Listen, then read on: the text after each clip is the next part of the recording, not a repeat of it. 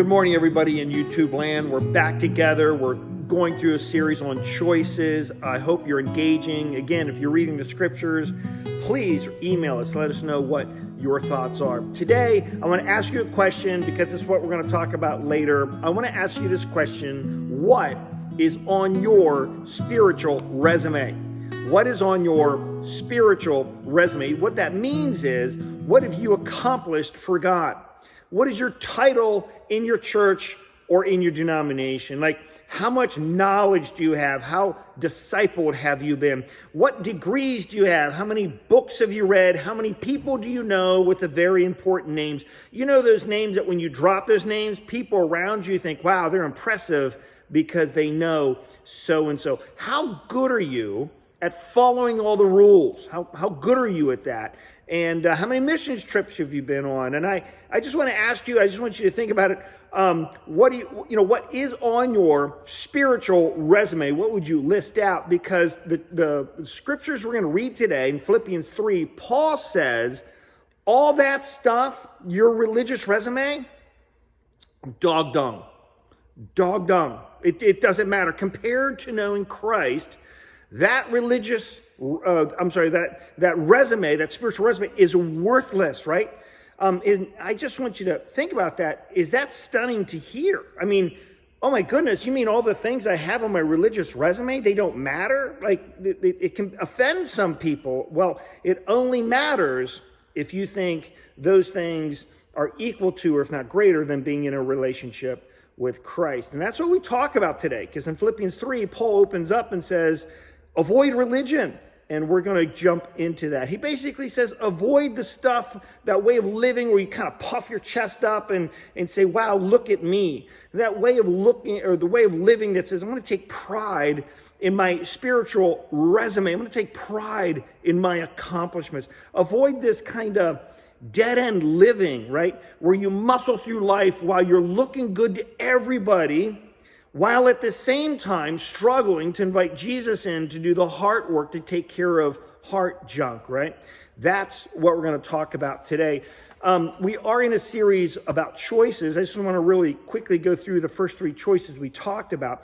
When you go into Philippians 2, or near the end of Philippians 2, do you remember a verse that Sam read to us? It talked about live clean and innocent lives. Well, Sam said that's called holiness. And one of the choices we need to make is to be holy, to take our thoughts, our behaviors, and the things in our hearts, and just deal with them and begin to live a holy life. The second choice, hold firmly to the word of God. Do you remember we went to the desert where Jesus was tempted after he fasted for 40 days? He's at the point of death, and Satan tempts him to eat bread, and Jesus says the most stunning thing. He says, man shall not live by bread alone, but man will live based on the words that come out of God's mouth, right? Last week, the third choice that Sam brought out was rejoice and be glad. And really what he jumped into last week was great, because he talked about this way of living for Paul. Like, Paul, all he does is serve God, and all he does is build churches, and he just pours out his energy. He faces death, and in all of it, Paul is glad. Like, how in the world can someone do that, live this life where they pour their life out and they're tired and still be glad? Well, Sam said the most interesting thing. He said, it's actually pretty simple. Paul could do that because he gave his life to Christ. He had given his life to Christ and said, thank you for what you've done for me. I'm going to give my life back to you. One of the things that you might want to think about and talk about with your friends is, I wonder if the reason Christians struggle today is because they haven't given their lives to Christ. So that talk last week was awesome.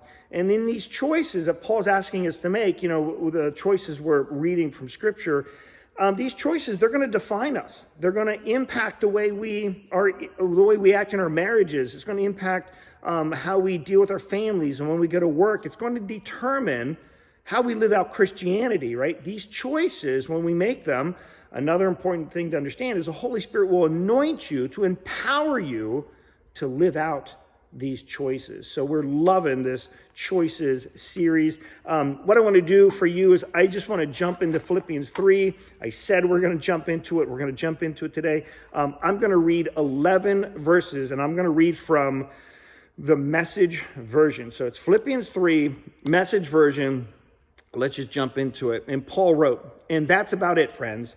Be glad in God. I don't mind repeating what I've written in earlier letters, and I hope you don't mind hearing it again. Better safe than sorry, so here it goes. Steer clear of the barking dogs, those religious busybodies. All bark and no bite. They're all they're interested in is in appearances, knife-happy circumcisers, I call them. Now, before I keep reading, I want to point out what Paul just said there. All they're interested in is appearances. This is really important because we're going to read about it later in our talk. Verse 3, the real believers are the ones the Spirit of God leads to work away at this ministry, filling the air with Christ's praise as we do it. We couldn't carry this off by our own efforts, and we know it, even though we can list what many might think are impressive credentials. You know my pedigree. And by the way, Paul's about to launch into his religious resume. You ready? A legitimate birth, circumcised on the 8th day, an Israelite from the elite tribe of Benjamin, a strict and devout adherent to God's law, a fiery defender of the purity of my religion, even to the point of persecuting the church, a meticulous observer of everything set down in God's law book. The very credentials these people are waving around is something special. I'm tearing up and throwing with the trash, along with everything else I used to take credit for. And why? Because of Christ. Yes, all the things I once thought were so important are gone from my life compared to the high privilege of knowing Christ Jesus, my master, firsthand. Everything I once thought I had going for me is insignificant, dog dung. I've dumped it all in the trash so that I could embrace Christ and be embraced by him. I didn't want some petty, inferior brand of righteousness that comes from keeping a list of rules when I could get the robust kind that comes from trusting Christ, God's righteousness. I gave up all that inferior stuff so I could know Christ personally, experience his resurrection power, be a partner in his suffering, and go all the way with him to death itself. If there was any way to get in on the resurrection from the dead, I wanted to do it. Paul is giving us another choice that I think we really need to wrestle with. You ready? Avoid religion. What's religion? Well, religion is this kind of living where I become prideful and I believe I don't need Jesus today. I can muscle through the day on my human effort. It's this way of living that says, I look good to everybody on the outside of my home. I look really, really good because it looks like I mow the lawn well, pay my bills, and it looks like I'm following good rules. So I look really, really good, while at the same time, I'm not inviting the Spirit of God into my heart daily. I'm not walking with God, and there's just junk in there that I'm just not going to deal with. This way of living that says, look at me, look what I've done, my accomplishments, what I'm doing, who I know. Look at my spiritual resume. I look really, really important. That's religion. This kind of way that says I'm going to muscle through life on my own effort. I really don't need God and his grace, so I'm not going to really work on that relationship. Religion's just deadly. It's so deadly. In fact, Jesus, when he was here, when he walked on this earth, he also talked about religion. I'm going to read it for you. It's in Matthew 13. He's around crowds of people, and this is one of the things he said to them. Then Jesus said to the crowds and to his disciples, you would think these Jewish leaders and these Pharisees were Moses, the way they keep making up so many laws. And of course, you should obey their every whim. It may be all right to do what they say, but above anything else, don't follow their example, for they don't do what they tell you to do.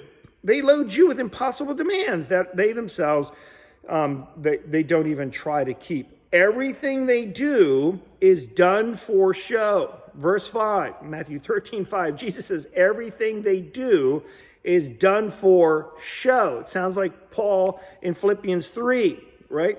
Then Jesus turns to the religious leaders who are also in the crowd, and he gives them what we call the 7 woes. And I want to read one for you. It's in verse 25. Woe to you, Pharisees, and you religious leaders, hypocrites! You are so careful to polish the outside of the cup, but the inside is foul with extortion and greed. Blind Pharisees! First cleanse the inside of the cup, and then the whole cup will be clean. Did you see what Jesus was saying? Religion is looking good on the outside, while at the same time doing nothing with the stuff in the heart, the junk in the heart. Jesus looks to those folks and says, you're hypocrites. Now, I just have to tell you, and this is really personal for me, one of the things I've had to wrestle with and is this reality that as a leader in what I do, and Sam and I, as pastors, as a leader, as pastors, how we appear in public doesn't matter to us as much as who we are at home behind closed doors. What matters to me more is my reputation with my wife and my children behind closed doors when no one's looking. I believe one of the greatest leadership principles we could kind of try to apply to our lives is living a life where those closest to you respect you more than those who don't know you, right? However, I have to, share this. What are we really tempted to do in this life? Well, I think you and I were always tempted to always really look good on the outside, right? Mow the lawn, smile when everybody's around, make sure it appears as if everything is really under control and everything's great, while at the same time not having time to really deal with hard stuff, right? That's what we're tempted to do. Have you ever had this situation, everyone's had this, where you're having this knockdown, drag-out family fight or whatever it looks like, and you're in the home and the doors are closed and it's a fight and there's bad attitudes and you're struggling, and all of a sudden at the front door it's like ding dong, and then you go to the front door and it's someone you know, and you're like, hey, how you doing? Everything's great, right? You had that situation. I've had that situation. That's what we're talking about. This way of living that says on the outside, everything's great, but on the inside, the house is burning. And this is religion. This is a picture of religion. And by the way, you can have fights in your home. Doesn't mean you're a bad person. I'm just walking you through a silly analogy. The result of religion is a slow death of relationships because the love of God isn't in the heart. This is so important to wrap your heart around or wrap your mind around this. The result of religion, it's a slow death of relationships because the love of God isn't there. Instead of love that's supposed to be in there, there's other things. Jealousy, being judgy, critical, and cold, right? And what happens is over time, religion kills relationships. Relationships in marriage, with our family, in church, with God, it just kills our relationships. Why? Because religion wears people out.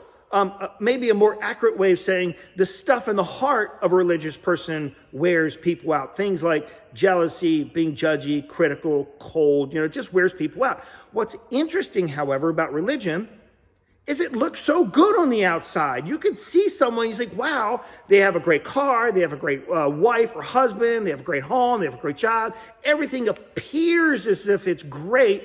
Sometimes with religion, though, however, on the inside, many people aren't doing the heart work, and they're not inviting God's love and grace into their heart. So religion is this crazy way of living where it looks so right, it looks so good.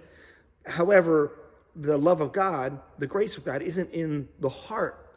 The other things in the heart just ruin the relationships, like jealousy, being judgy, critical, cold, right? And Jesus would say that's living a life where you're being a hypocrite. In Philippians 3, Paul is saying, whatever you do, avoid religion. Avoid the people who think like this. Avoid people who live like this. They're barking dogs, religious busybodies. In the New Living Translation, it says, watch out for those dogs, those people who do evil, those mutilators who say you must be circumcised to be saved.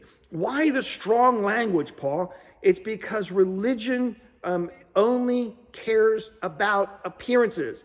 It only cares about appearances, not what's real, not what's in your heart, not how you're raising your family, not the love and grace inside of you that's supposed to be pouring out. It only cares about appearances. It doesn't care about the inside, right? It just must look good.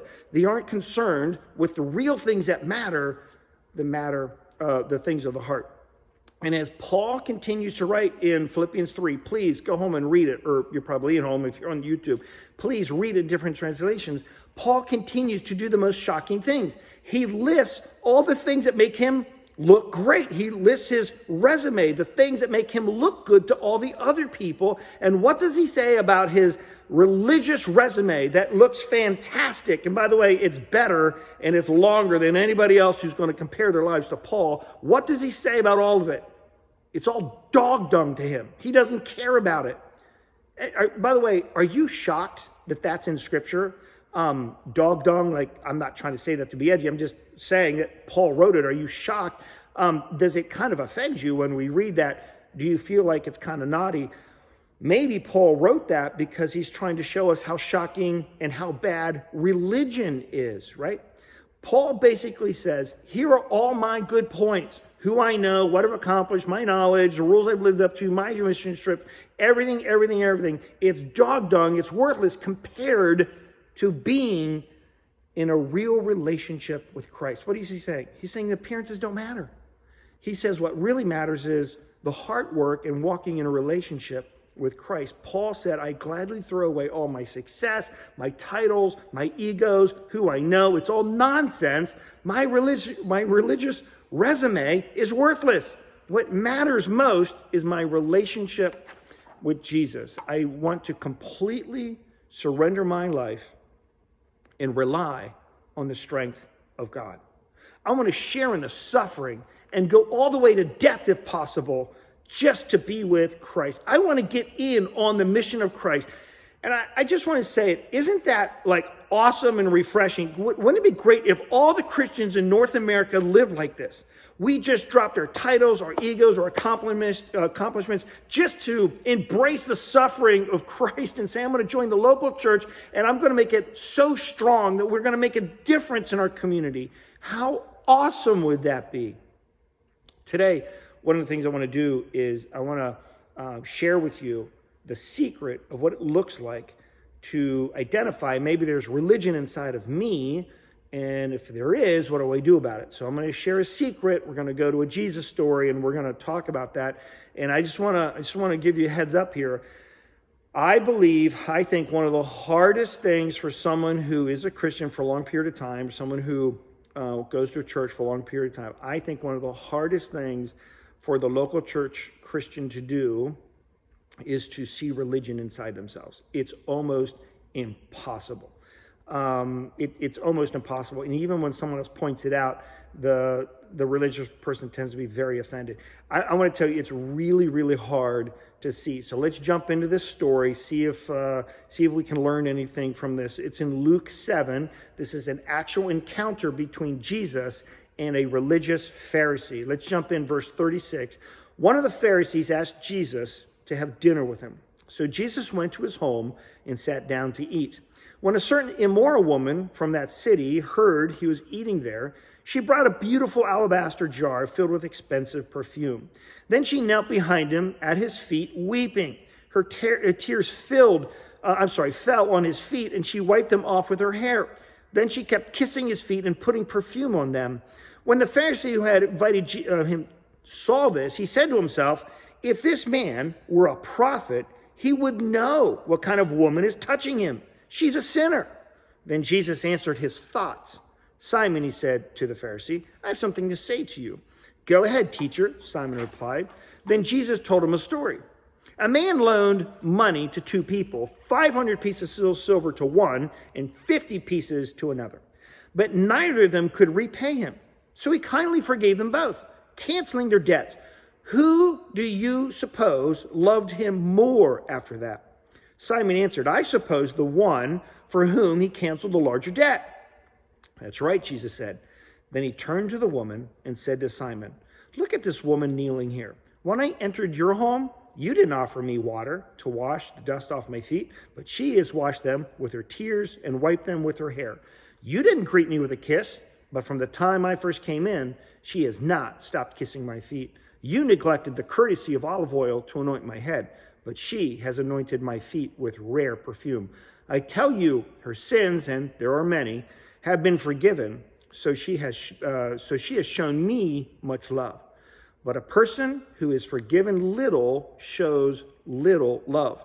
Then Jesus said to the woman, your sins are forgiven. As I read that story, do you see the connection between forgiveness and gratitude? There is a very clear connection between forgiveness and gratitude. The more forgiveness, the gratitude increases. The less forgiveness, the gratitude is reduced. Do you see that connection? The Pharisee Simon was a religious leader. This is really important to understand because he would have viewed himself as a very good person. He's a good guy in the community. He's the one who you want to hang out with. He's the one with the right name. You could probably leverage him to get in a good job. Like he's the guy, right? He viewed himself as a good person. He had great status in the community.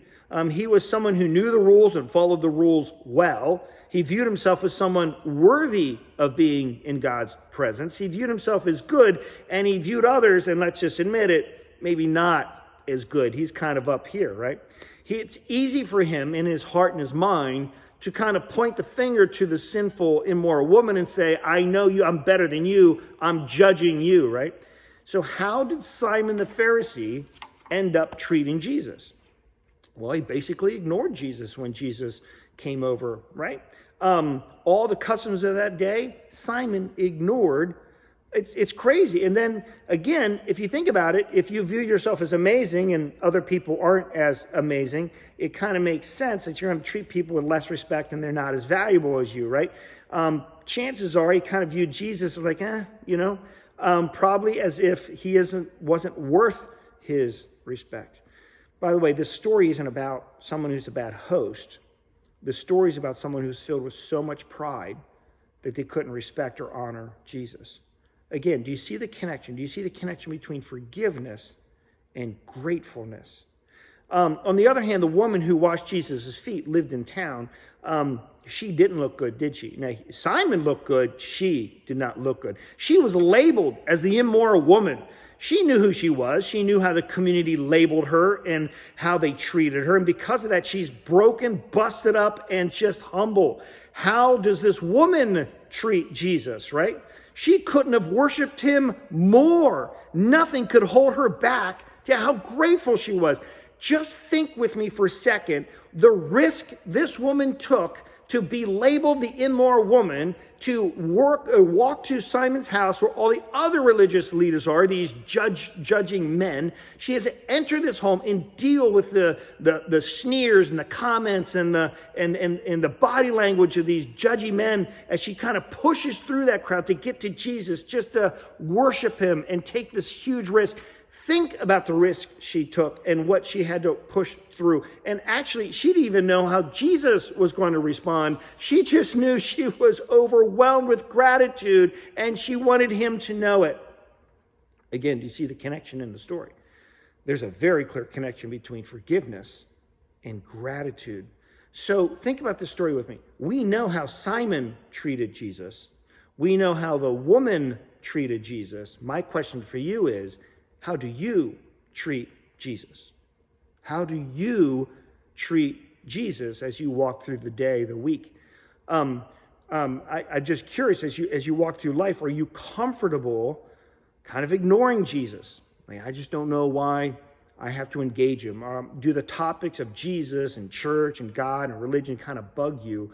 Do you try to kind of stay away from them as much as possible? Or do you walk through life feeling like I couldn't worship God enough, right? Do you walk through the day? It's like it blows my mind that the creator of the universe knows my name, cares about me, and he wants to hear from me. Like it blows my mind. Do you walk through the day and think about the day of your salvation? Like I still can't get over all the junk I've done. All I needed to go is Jesus, and he reaches into my life and pulls out my sin and pours it on Jesus. And God at the same moment reaches into Jesus, pulls out the righteousness of Jesus and pours it on me. Like I can't get my mind around it. I can't worship him enough, right? Do you see the connection? The connection between forgiveness and gratitude? One of the very clear ways to see if there's religion bouncing around in your heart is discovered in how you treat Jesus. One of the very clear markers, if there's religion in your heart or mind, is how you treat Jesus. Let me ask you, are you like the immoral woman where you just couldn't worship Jesus more? Do you see and believe that what Jesus has done for you, and it makes you so grateful, it blows your mind, it's incredible? And do you see, do you take the woman, do you take the risk and to serve and to give and to love at your local church? Like, it's just overwhelming. And what Jesus has done for you, you want others to discover that as well. I want to tell you a story. Years ago, I was going to lunch with a friend of mine who attended MRC, and I thought it was a regular lunch, and we got together, and he started telling me that his family just got back from vacation, and tears had come to his eyes, and that's when I realized this was not going to be an ordinary lunch. He started to tell me over many, many years, he and his wife would take walks on the beach, but this past vacation, everything had changed. It was the first time he took a walk on the beach with his wife, and she wasn't drunk. It absolutely busted him up because his wife, since the day he knew her, had been an alcoholic. And this is the first time that they were able to enjoy that walk, and she wasn't drunk. And he began to tear up and tell me it's unbelievable what Jesus has done, what he is doing. And it's at that lunch when he began to explain to me, I don't know my role in the church, but I can give, and I'm going to keep giving, and I'm going to give as much as I can because I want MRC to reach out to others who are in my situation. It was absolutely a defining moment. Let me ask you this question. How do you treat Jesus? Because there's a connection. There's a connection between forgiveness and gratitude. Are you like Simon the Pharisee and you're just comfortable ignoring Jesus? Like the church stuff, it's like, I'm just going to do the least possible. It kind of bugs me. I was raised in it. What's the big deal, right? Maybe you're reserved, almost bothered by the topics of Jesus, God, religion, right? Maybe the kind of gratitude the woman had to you, and you read the story, it's like, that's kind of embarrassing. That's too much. That's too risky. That's too public. I'm from South Central PA, so I can say this. Are you the traditional South Central Pennsylvania person, super reserved, don't get too involved, too passionate, don't give too much, don't serve too much, don't do too much of anything? If there's joy, water it down. Make sure you're in control.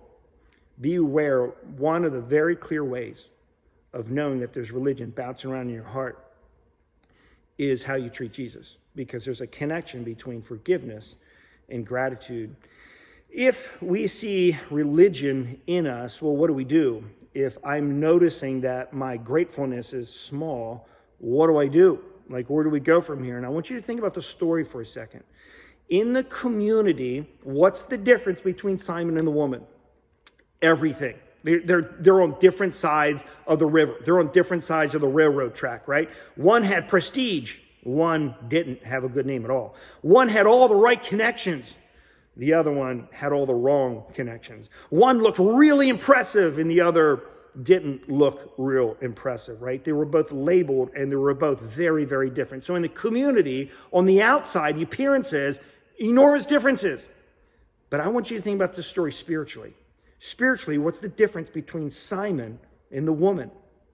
Absolutely nothing. They both needed Jesus. They needed Jesus' forgiveness. They both came up short of God's glorious standard. They both are 100% dependent on Jesus showing up and forgiving them. So why in the world could Simon the Pharisee not see it? Because of religion.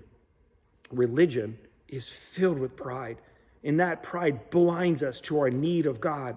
It makes us feel like we're better than we actually are. We can become arrogant and think, I don't need Jesus. I know the information. I can muscle through the day without Jesus. We look at our strength and our knowledge, who we know, our titles, our accomplishments, and say, I can make it We make sure we look good. Man, we look good. Our lawns are mowed. Our kids at the right soccer fields. We make sure that everything's in order so we look good, while at the same time, there's just junk we're not dealing with, right? We end up treating Jesus maybe kind of like that odd relative at the get-together you just kind of stay away from. You're kind of glad they're there, but not really. And so you say hi, but you kind of move on, right? Why was the woman able to see her need of Jesus? Why was she able to see it? Why was she so busted up with gratitude? Because she had no religion in her. She was able to see her true condition, her true need of God. She wasn't arrogant, was she? She was broken. She couldn't believe what Jesus had done for her. She was grateful. She was kind. She was so aware of who Jesus was. She's so aware of her need of Jesus. And it was almost too good to be true for her. She just comes as this broken, humble woman, pours out everything on Jesus and saying, I couldn't worship you enough for what you've done. Listen, if we see religion in us, what do? How do we destroy religion inside of us? I'm telling you, you got to get to the end of yourself. You have got to get to the end of yourself. You have to look at your spiritual resume and realize its value. It's worthless. Paul said it's dog dung. Quit looking at yourself and who you are and who you know and all your opportunities ahead of you. No, none of it matters compared to this wonderful relationship you can walk into with Christ. We must get to the end of ourselves and see our need of God. I would say spiritually, the adulterous woman or the immoral woman that Jesus forgave, she was in a much better spot than the religious person who felt like he had it all together. We must come to the end of ourselves and realize I have nothing to bring to God. We have no ability to walk through the day and just be filled with God's authority, his power, his love. We just have no ability to walk through the day without God. Now, it's true. You can go through the day and pay your bills, mow your lawn, and get kids to the right sports fields without God. You can do that on your own energy, but you can't do it if you want to be filled with God's love and his passion and his power and a pure heart. Paul would say your religious resume, that list that shows other people how incredible you are, your ability to do life without God, it's dog dung compared to knowing Jesus in a personal relationship. Again, do you see the connection? There's a very clear connection between forgiveness and gratitude. So how do you spot religion in someone's heart or in your heart? Well, it's found in how you treat Jesus. Your gratitude, what do you do about it if you find there's religion kind of clunking around and you feel like your gratefulness is small? Well, we get to the end of ourselves. We get to the end of ourselves real fast and we destroy our pride. I want to read for you what James says in James 4:6. God is a fiercely jealous lover, and what he gives in love is far better than anything else you'll find. It's common knowledge that God goes against the willful proud. God gives grace to the willing humble. That's in the Message version. I want to share with you quickly the same text, but in the New International Version. God opposes the proud, but gives grace to the humble. So in Philippians 3, do you see now why Paul said, avoid religion?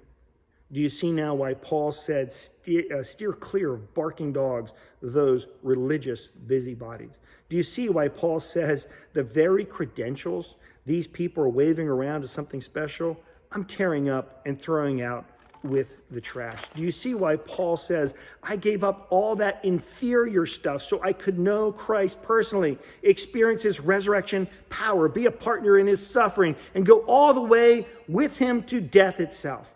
Do you see the connection between forgiveness and gratefulness? So how do you know if there's religion in your heart? Well, it's discovered in how you treat Jesus. How grateful are you to Jesus? And if there is religion, what do we do about it? Well, you get to the end of ourselves and you realize you're in absolute deep need of God. So I want to ask you a few more questions to kind of process before we tap out. Question number one, what do you focus on most in your life? What do you focus on most? Do you focus on what others will think about you, or do you focus more on your true heart condition? Like, what do you focus on more? What do you care more about? What would those who are closest to you say about how you treat them? behind closed doors, in the car, on the way to vacation, when no one's around, when you're in the sports field going home, what you say about the coach, what you say about other players. How would people in your home say you treat people privately? Outside of a job interview, it's kind of obvious in a job interview, are you comfortable puffing yourself up to make yourself look good? This is who I know, this is what I've accomplished. Are you comfortable doing that? How do you treat Jesus day to day? How do you treat Jesus day to day? How do you treat Jesus week to week? And then my follow-up question is, what do you think that reveals about your heart? What do you think that reveals about your gratitude to Jesus and for what he's done? So how do you treat Jesus day to day? Are you filled with gratitude? The kind of gratitude that leads to giving and serving and helping build the local church where you attend to make it stronger so that God's grace can be reached out into the community even more? Are you trying to control everything? Because we live in South Central PA, control's a huge issue, right? Are you trying to control everything, do the least possible, give the least, serve the least, whatever you do, if there's passion, water it down, like we're just kind of slip in and get out and then complain why the church isn't doing more? Like, are you just kind of doing the least, right? Are you doing the heart work needed privately to have a healthy relationship with Christ? Or are you taking shortcuts? You know the shortcuts I'm talking about. We're so busy making sure that everybody, it appears as if everything's perfect. We want to make sure everybody looks at us and says, wow, everything's great there. Are you so busy taking shortcuts, meaning you look great on the outside, but the stuff on the inside you're just not dealing with? You're just stumbling into another day. Listen, please read Philippians 3, the first 11 verses. We want to know, read in all the different translations. We want to know, what do you think about it? Because when we read it, we read Paul saying, avoid religion. It's crazy. It's going to destroy you. The religious resume, it means nothing compared to being in a relationship with Christ. Please go back, reread it, and email us, talk to us, let us know what you think. We love you, and we'll come back with another choice next week.